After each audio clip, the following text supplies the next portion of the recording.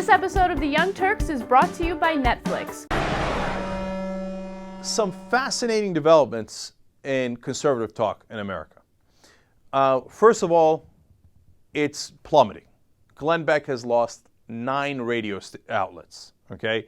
He's lost a station in Philadelphia, which hurt him a lot, bunch of stations in Connecticut, but he lost one in New York.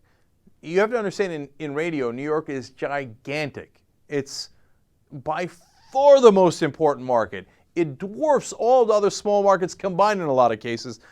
So for him to lose New York is devastating for Glenn Beck. Now remember, he's also getting booted from TV, but like he was supposed to have this great radio empire. That isn't that great.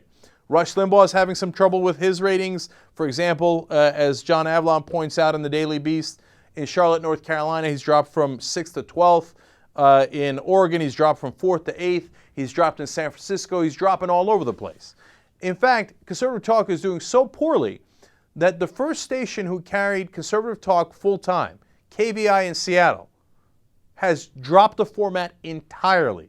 They've gone back to music because they say it's not working.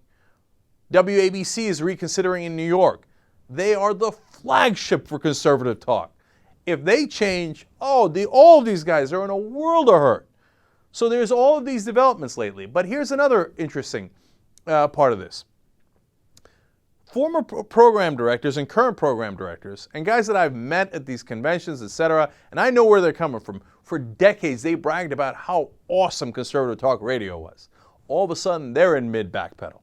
Listen to Gabe Hobbs. He is the former head of programming for Clear Channel, that put all those conservative talk guys on there. He's still a radio consultant. He says, quote, the numbers that NPR is drawing clearly portends to something. I've seen it myself in research. It's the tone, it's the approach. Some people don't want to be engaged at that loud, angry level, that hard right or left ideological approach where it's my way or the highway.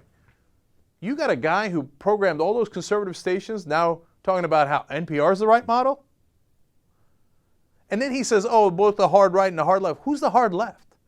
I mean, they're not, look, all these stations, they don't care about the liberal talk. I mean, God bless Ed Schultz, Tom Hartman, Stephanie Miller, all the people who are out there doing liberal talk, but it's a tiny sliver of the pie, right? They're not concerned about that. They just do that as cover, like, oh, no, it's not a right-wing thing. Both sides have a problem.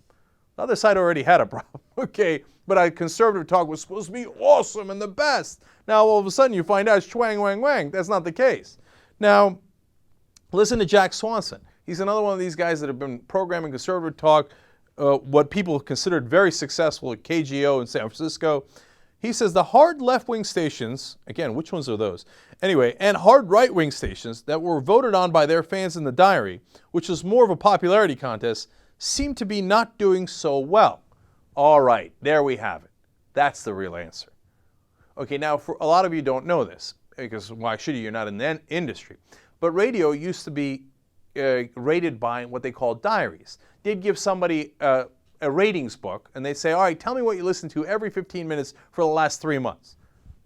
Nobody would remember a damn thing. They just write whatever they thought they listened to.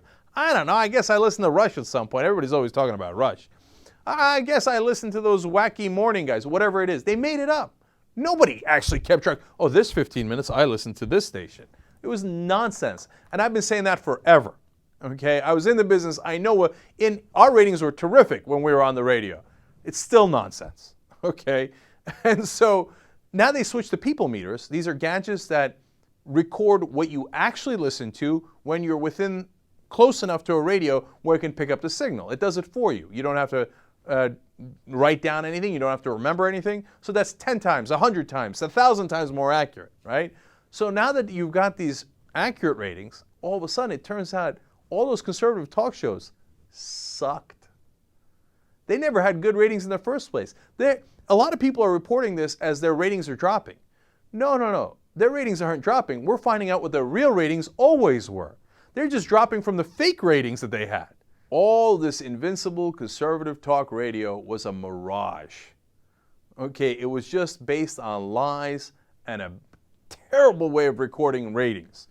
And Michael Harrison, who's considered, the preeminent expert on this talk radio business, said this, quote, if you have a controversial host, You have to put up with a lot of heat from special interest groups, and sometimes the FCC. If the host is worth it, you keep him or suspend him, like, slap on the wrist. But when the heat outweighs the benefits, you get rid of him. And what I'm telling you is that's going to start happening in a lot of cases. And when that happens, and you see the man behind the curtain, and he ain't all that, it's going to be an interesting paradigm shift in this country. And we're going to see, what kind of effect that has. Can Rush Limbaugh intimidate all the politicians that he does now, at least on the Republican side, the way he used to if they find out nobody actually listens to him?